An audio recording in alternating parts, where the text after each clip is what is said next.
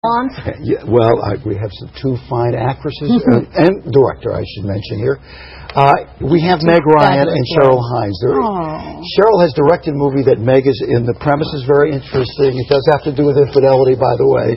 So let's take a look at a clip from Sirius Moonlight, opening this weekend. Your mother made me promise on her deathbed that I would continue to make you these cookies for the rest of your life. She said I was the best thing that ever happened to you. That until you met me, you had no direction and no purpose. I picked you up by your bootstraps and gave you a life. You did. Do you think she would approve of what's happening right now? I don't think she'd want to see me taped to a toilet. All right. Okay. Hi, ladies. Hi, here's Maggie Cheryl. Hello. I bet that Cheryl's a tyrant as a director. I'm just guessing.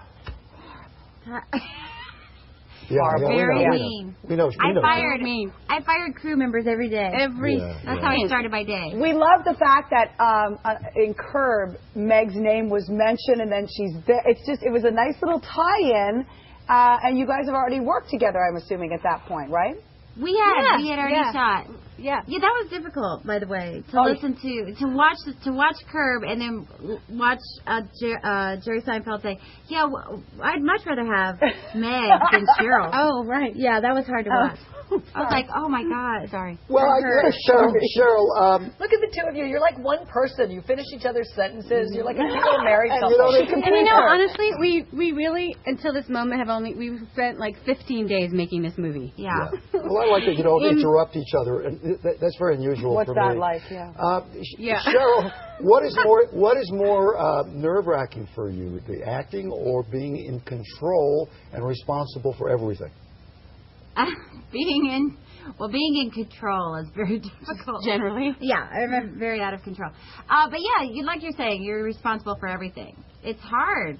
It's difficult. But we knew we scored on the set. We knew we were like, okay, maybe that was a good take, because Cheryl really liked that she did this. She'd come from the video village and come to the set and say, "You guys are so stupid." Whenever they did something stupid. Like, it was good. Touchdown. What do I mean? You know, really, we behave very badly. It's a lot of people behaving very badly. Well, there's a scene when Meg and Kristen Bell literally get in a fight, a fist fight. We're like duct tape. But they're tied up. You have to see it.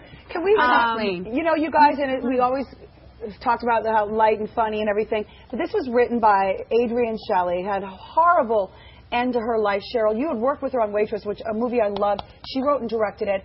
She was murdered, had a baby at home. I mean, they found the guy, he killed her, and it must make you feel, I don't know, more responsible. More responsible. Yeah. That's a great way of putting it. To do this. Yeah, you know, Adrienne wrote Sirius Moonlight, so there is a responsibility that comes with directing her film, but because I worked very closely with her husband, Andy Ostroy, and Michael Roy, who produced Waitress and worked with Adrienne, I shared that responsibility in telling the story. So yeah, it certainly has an emotional attachment for me. But, I think most of the crew actually had worked on Waitress as well, and I think it made people feel really good to honor her, her very, particular, very original voice, And the voice in this, the voice in this is about a woman whose husband says, "I'm leaving you. I got a 24-year-old chick over in Paris," and basically she says, "Oh no, you're not leaving me. You're just not leaving." And I read some comments that there's something, dare I say, Hitchcockian about this.